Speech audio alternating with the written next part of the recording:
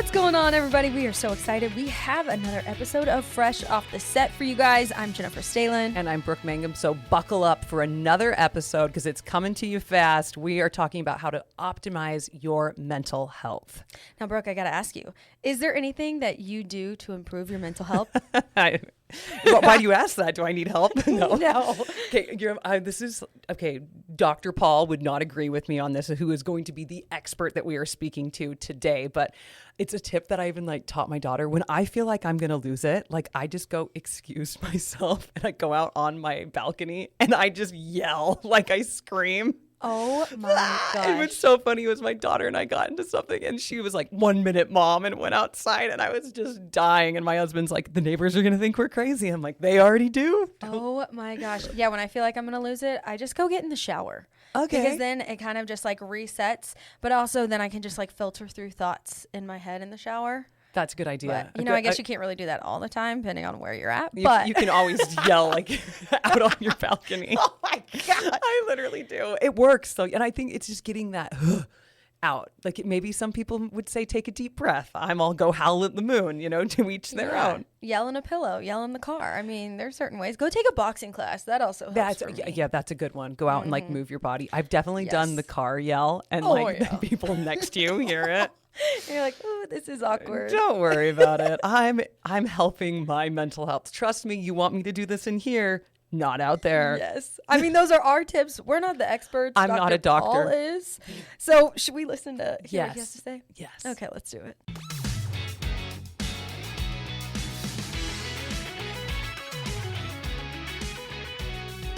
Hello, everyone. Welcome to Fresh Off the Set. I'm Elora Murray, and I am joined by Dr. Paul Conti, who is here to talk with us today. Doctor, thanks so much for joining us.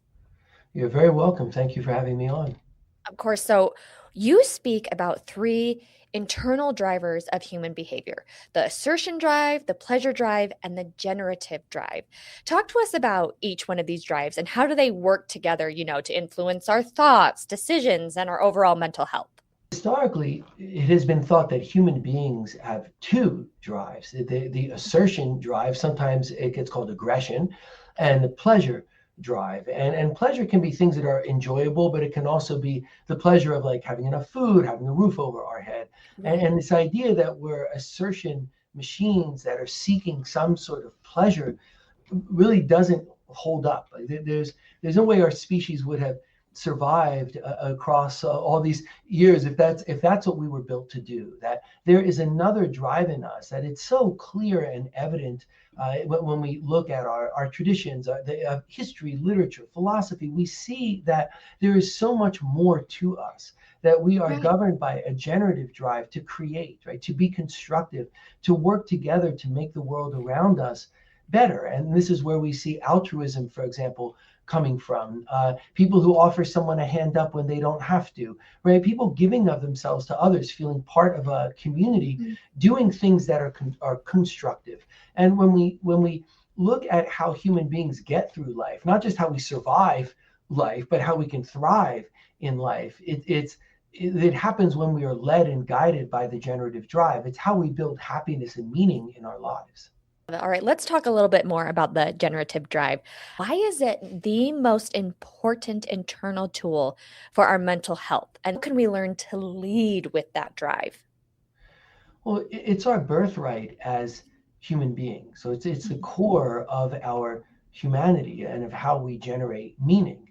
We often look away from it, or it's not a big part of our lives sometimes, because we get lost in just the day-to-day of, how do I have to assert myself and what am I trying to get from it? And we can just go. It's like a long time ago when people would talk about, don't be a human doing, right? Be a human being, right? And so often what we are doing is the doing of life. And that's not how we generate meaning. So we generate meaning through the generative drive. And the way that we can be in touch with that is to take stock of our lives. What is bringing enjoyment and value to me? What do I think is not just enjoyable, but has a real value to it? What do I take satisfaction and pride in? And the other side of that coin is what is missing. Oftentimes, there are things that really make that in a person's life. And it could be exercise, it could be volunteer Right. tutoring, for example. Just two examples I've seen within the last few hours, right? These are really important things to people. And if they're not in our lives, then we can perceive the lack of meaning, and we can get frustrated and cynical and down on ourselves and even depressed from that. So seeing what are we doing to nurture ourselves forward and the communities around us, whether it's our family, it's the community we live in, it's even the world that we all live in, what are we doing to contribute, and how do we feel about that? And if it's not in our lives, how do we have more of that in our lives? And sometimes people may say, I just don't have time. I'm waking up early and I'm just struggling to get everything Yeah. going. And look, that's real for a lot of people, but you at least deserve, if you're doing that, to take pride in that. Then that becomes generative, right? We want to look at how can that person build more than that into their lives so that they can have some time or energy that's about themselves. But the idea of getting up and doing things because you're doing it in the service of other people, someone who's keeping a family moving forward, for example, to take pride in that there's real meaning, and the person deserves to feel that pride instead of just feeling, gosh, it's just effort, and we can get down on ourselves and cynical and have a lot of negative self-talk unless we can really step back. I love that. And I mean, as a mom of a toddler, sometimes I forget to take pride in that. It's just what I'm doing. Yeah. And I'm like, am I doing enough? And I end up getting down on myself instead of being like, yeah, I'm going to take pride in this. Right. It's interesting, right, to think as a person's also had a toddler, right, to think of like how much work, that is, how much effort and how much of the unexpected, and and to think of not feeling good about that, of getting down on yourself, as you said. It shows that there's a bias in us to see the negative and to value the negative. And it just comes from, it's based in human survival, but we're misusing that then. So it's so easy to get down on yourself because the lens gets so narrow, instead of stepping back and saying, wait, what is it that I'm doing? Right. And look at what else are you doing while also raising a toddler, right? So many things. So to step back and look at that and to say, hey, if it were someone else and I knew this is what someone else is doing, I'd say, wow, like that's really impressive. Like, I feel proud of that person. I want to say nice things to that person, right? We want to do that even if that person is you, right? Which I'll say, don't make ourselves special in a negative way. If there's something going on, you would say good things to someone else about, you get to feel that way about yourself too. Absolutely. Oh yeah. Saying that to someone else. Sometimes I think it's really easy to treat others better than it is to treat yourself.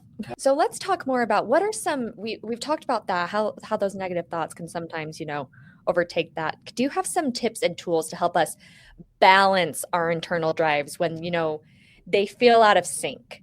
Well, part of the goal of the book is to provide a parallel to physical health.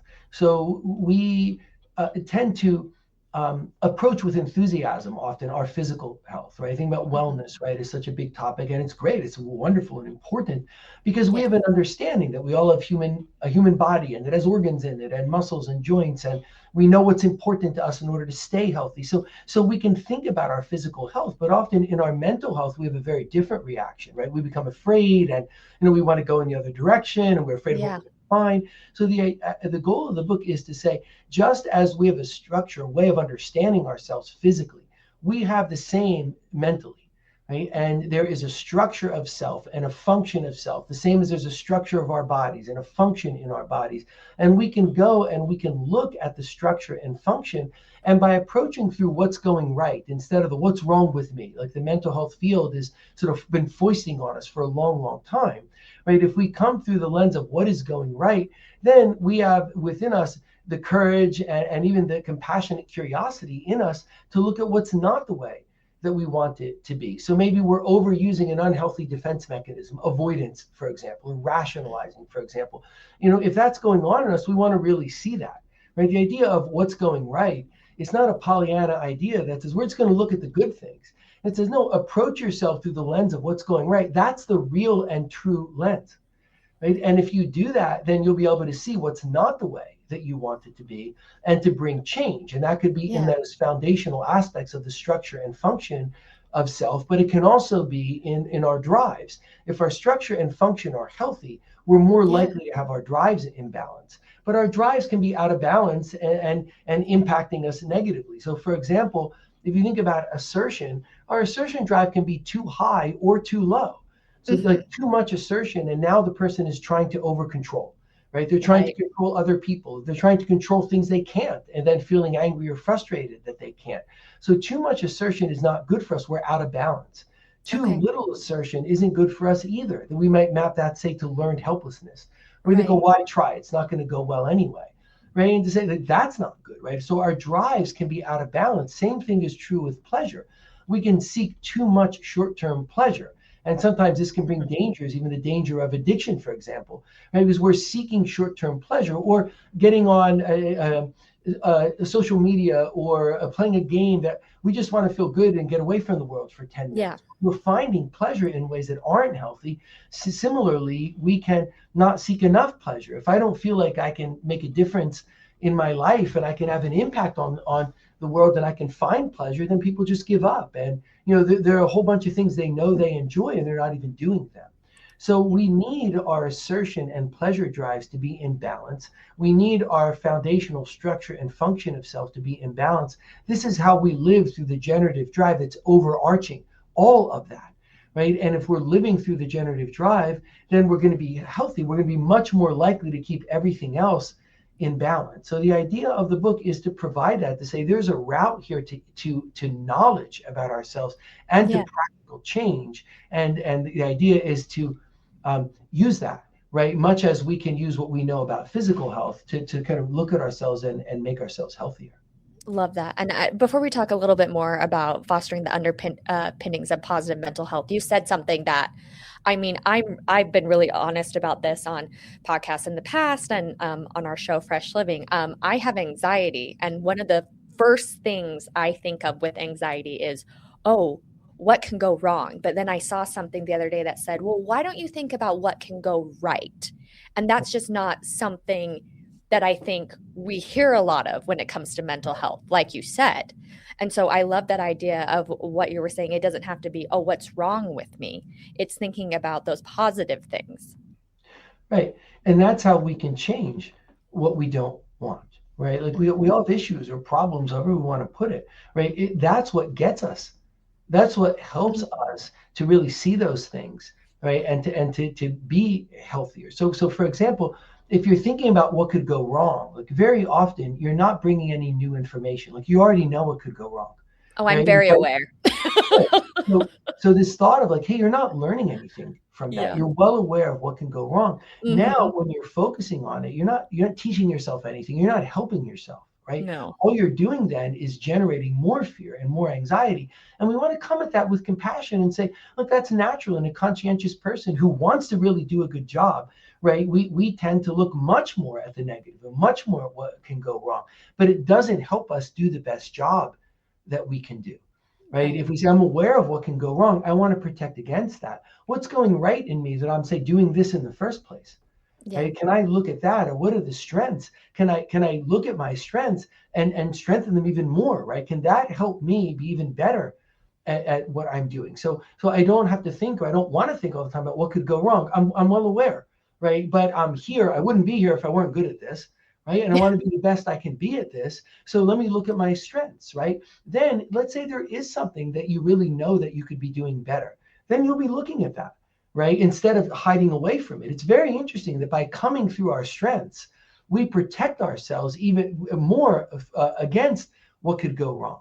We're Right. looking at our strengths and how we could address maybe what we're not as happy about. Whereas if we're coming at ourselves through what's wrong with me, right, then we're afraid to look at ourselves, and all we do is repeat what could go wrong or what's wrong with us, and we just add more and more anxiety to ourselves. So coming at it through what's going right is designed to decrease anxiety so that we're more effective in the world. I love that. And I think that would help me so much to actually come at it that way because, like you said, I'm very aware of everything that can go wrong. I'm brilliant at thinking of all the worst case scenarios.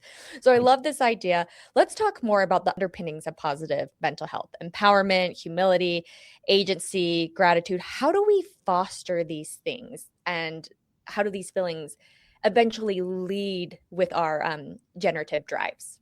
Yeah.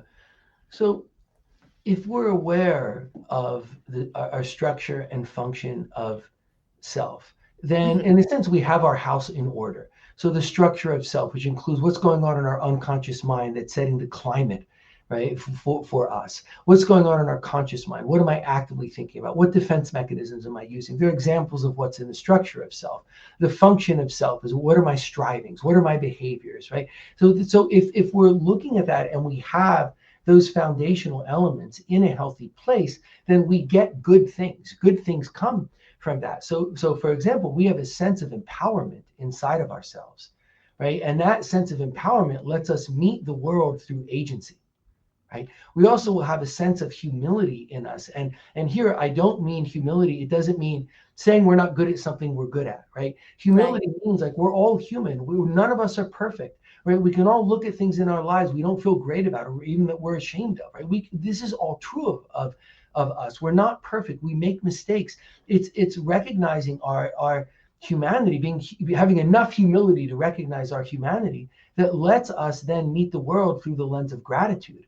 Right? I'm happy that I have enough agency, right? That I'm here and I'm doing this. I'm grateful for all the things that let me be here and do this, my health, my prior work, my achievements, right? Yeah. From that agency and gratitude, right? I'm going to be much better able to keep my drives in balance and live through the generative drive. So these good things of empowerment, agency, gratitude, we get these things by being healthy, which means we have to pay attention to the structure and function of self. Just like, how do we get good physical health, the ability to go out and do something robust, right? That you might not even have thought of, but the opportunity comes up. What does that rest upon? Well, we have to have our structure, our physical self has to be healthy, right? We have to be taking care of ourselves so we have it within us. We have to be able to function. Our joints, our muscles are healthy, our organs are healthy. So we have to have a foundation of health, and it lets us then meet the world in the best way that we can. And now we're off to the races of keeping our drives in balance. So we'll be aware there's an optimal range of assertion and pleasure for each person, and it differs by person. So then I can think, am I at the optimal range? Like a lot of my life, I've been too much assertion, right? Too much doing, because I learned if I do and if I get a good response, then I feel good about myself. I mean, I learned that as a kid. Right. So there has been too much doing. And then there's less room for me. And then I get frustrated because there's not enough time for enjoyment. So then there's too much assertion, too little pleasure. Right. And now I'm out of balance. But if the structure and function are healthy, which I've tried to learn about myself over the years, right now, my assertion and pleasure drives are in good places. And the generative drive is really running and guiding my life, right? I have enough time and energy for all the things in my life, personal and professional. And yes, nothing is perfect, of course, but I feel good about what I'm doing. And when something doesn't go well, instead of saying, oh, what's wrong with me? Or, saying something bad to myself inside, I can say, look, you want to understand this and do better, right? And I think this is how we live healthy lives, and how we have a healthy self to meet the good things in life. And we also have a healthy self to meet the challenges in life that are going to come to us. Absolutely. So what are some ways we can cultivate a daily self-inquiry practice so that, if something is out of balance, it doesn't get worse and worse and worse. So we're working on it daily. What are some ways that we can do that? Well, some aspects of that are going to differ by person. So part of what I've tried to do is give a lot of practical routes forward for people after they've identified, oh, this is the area, this kind of thing that's going on with me. Then there are practical routes forward. So some of it is person specific, but some of it applies to all of us. So for example, being aware of our self-talk. What are we saying to ourselves when, we're maybe in the car driving to work, or, we're sitting on the bus, or we're in an elevator, right? What am I saying to myself? And if I'm aware of that, can I have more control over it? Because a lot of us are reflexively saying negative things or catastrophizing things of like, oh my God, what's going to happen? Or this isn't going to go well. Yep, I am one of those people. Right.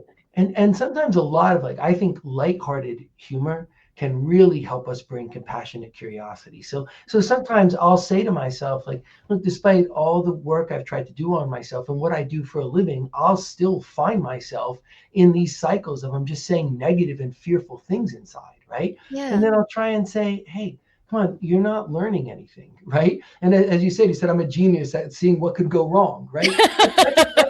That's good, because it's lighthearted, right? It's saying like, you know what, I want to know what could go wrong, but I don't want that to be, like it says, my strong point of focusing so much on what could go wrong. Yes. And sometimes bringing some of that lightheartedness can help us then have some compassion and say, hey, that's not what I want to do, and it's not helping me. Right. Yeah. So I want to have more control over the self-talk. Why am I thinking over and over again in my head about what I could mess up today and what could go wrong? When Yeah. like, you know what, there's a lot of things that have been good in my life recently. Made me think about that. Someone gave me a compliment yesterday. I did something good. I'm going to do something good over this upcoming weekend, whatever it may be. Right. And so why can't I think about that? Right. And the answer then is the light bulb can go off. I can think about that. And that is not turning away. It doesn't mean, because we can become afraid to do that. Because if we don't think all the time about what could go wrong, then we're turning away. And, it's as if we're driving the car and we just let go of the steering wheel and look out the window. It's not how it is here. We're aware. We don't need to keep pummeling ourselves with anxiety and what could go wrong. We can have a different self-talk. And then the amazing thing is we find that life does go better. Right. Our mood gets better. Our anxiety is lower. Our performance is better. People can see that in us. So the idea here, again, isn't to just look at the positive and then, come what may. It's like, no, if we approach ourselves through the positive, we will also look at the negative through a lens that brings solutions, right? And it's not come what may. What we see predictably is that life gets better. Oh, I love that. And I mean, oftentimes self-inquiry, it can be a bit painful and emotional process. How can we learn to be, compassionately curious from this practice instead of, kind of like beating up our brains? I think the first thing I want to say is a lot of the reason it is that way is Mhm. because that's how we make it. And even Okay. when you said self-inquiry and you kind of attention in you, right? Mhm. Like, this is what we feel like, oh my gosh, what am I going to find there? And to say, well, that's not, the vast majority of us are not going to look at ourselves and find something awful we're not aware of. It's just not how it goes. So Right. the thought would be, why can't I look at myself? What is it that I'm afraid of? And I think it's the failure of the mental health field to provide a route to understanding. Human beings, we're afraid of things that we don't understand. Yeah. Right? The same way when we're kids, if it's dark and the child thinks there's a monster in the room, or turn on the lights, show the person that it's okay. We're like this as adults too. So if you give us a route to understanding, and Mhm. then once we have understanding, routes and processes to change, then we don't have to be afraid anymore. And you can say, okay, I can look at myself. I don't have to approach myself like this. I think it really is a failing in our society. And I contrast that to physical health. That often we can think about our physical health and like we don't go like this. We might say, you know what, I do want to get more exercise, or I do want to eat healthier, or I want to go to physical therapy because my knee's been kind of hurting chronically and I haven't been paying attention to it. Like we bring solution states. And we need to do the same for our mental health, so we don't have to be afraid of looking at ourselves, but we have to take that dark mystery away. So there isn't dark mystery. There's a route to understanding and then processes to change. So now it's much easier to bring compassionate curiosity and say, you know what, I'm kind of excited maybe to look at myself. And what really is more important to us? I mean, there are other people we love, of course, who are more important, but we're in those people's lives, right? So we're Yeah. very important to ourselves and to them. So this idea of being really curious about ourselves and why is it that I have certain thoughts I'm hiding away inside, or certain things make me afraid, or I'm avoiding certain things, I can go look at that. And not only am I not going to find something terrible and awful there, what I'm going to find is like, oh, I'm going to find understanding, right? And Yeah. I'm going to use that to make my life better.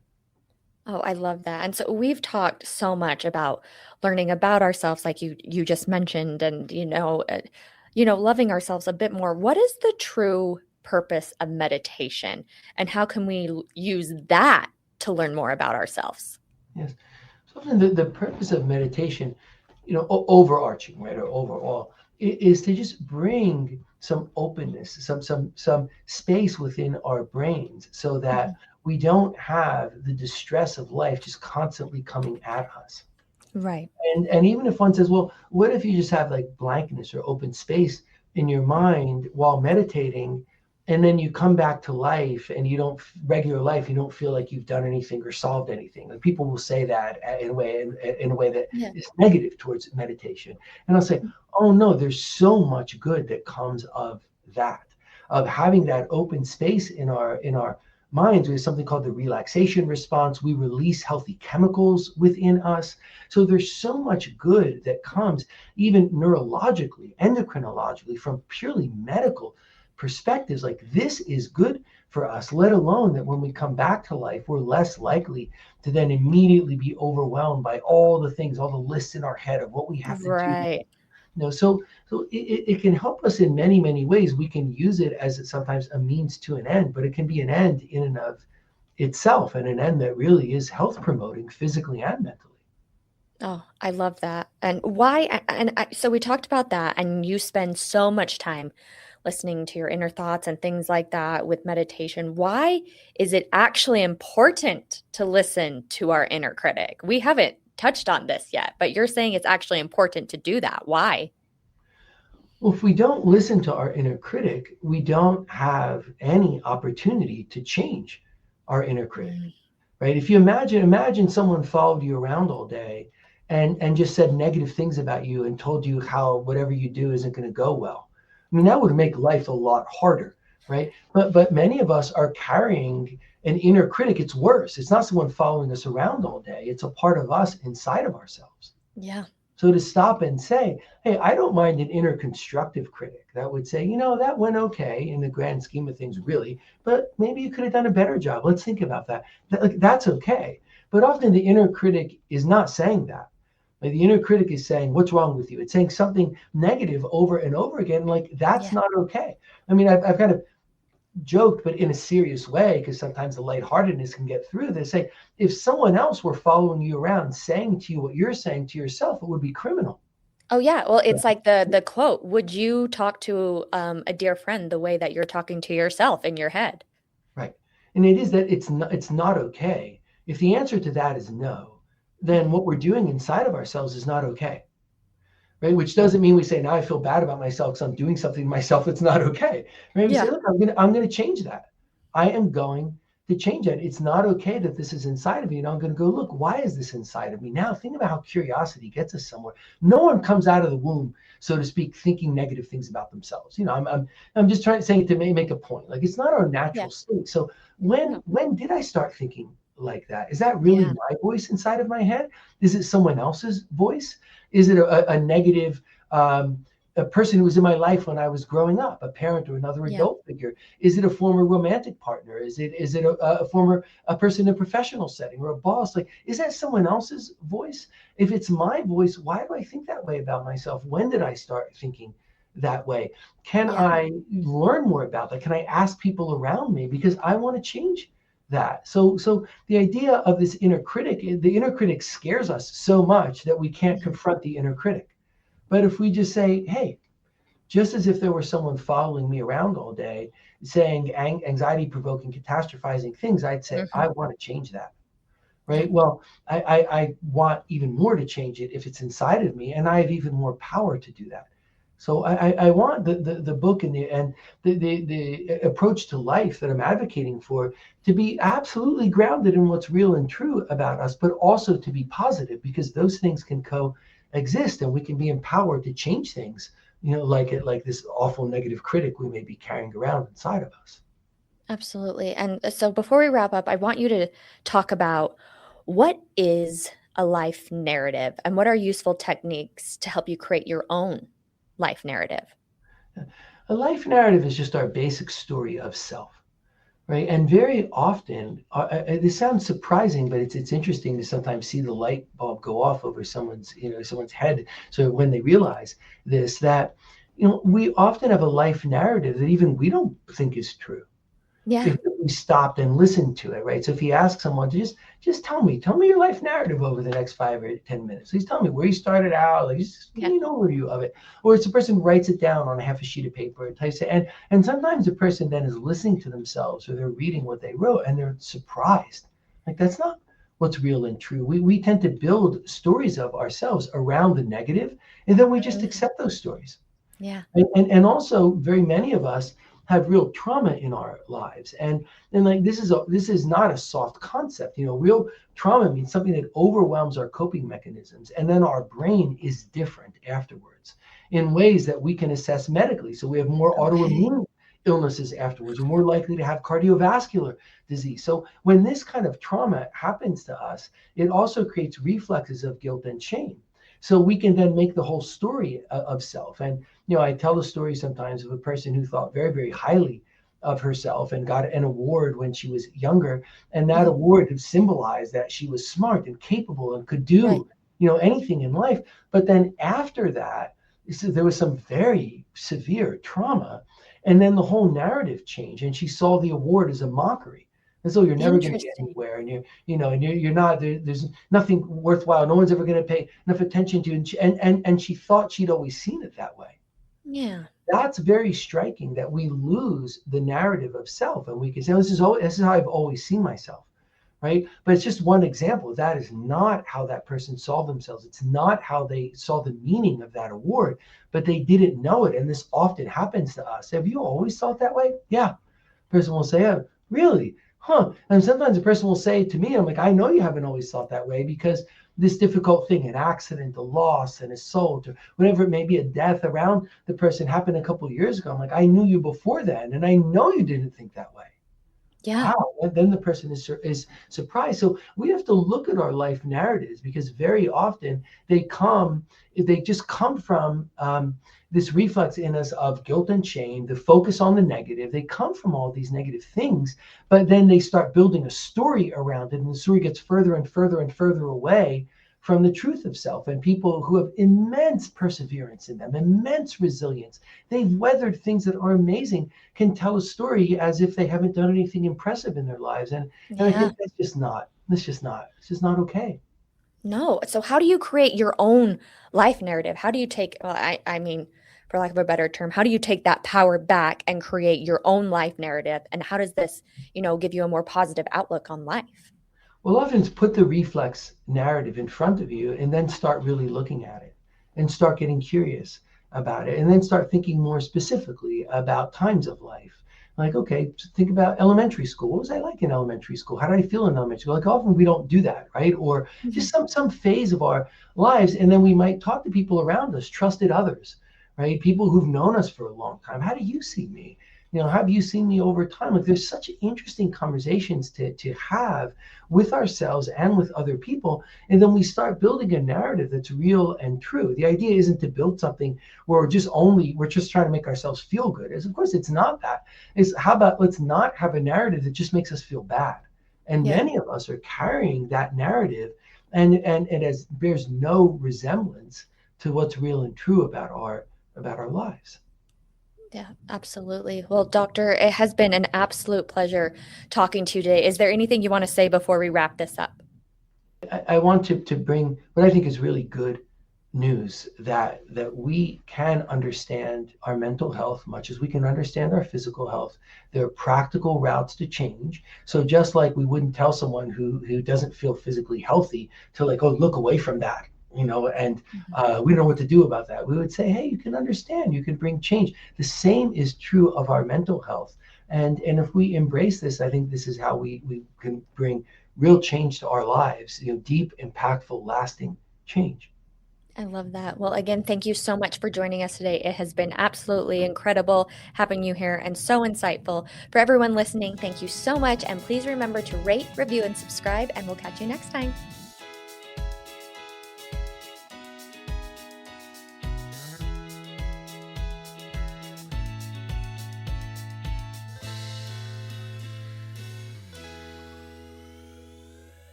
Congrats, you made it to the end. If you want to continue to freshen up your day, you can watch us on Fresh Living every weekday on CBS Channel 2 in Utah at 1 o'clock.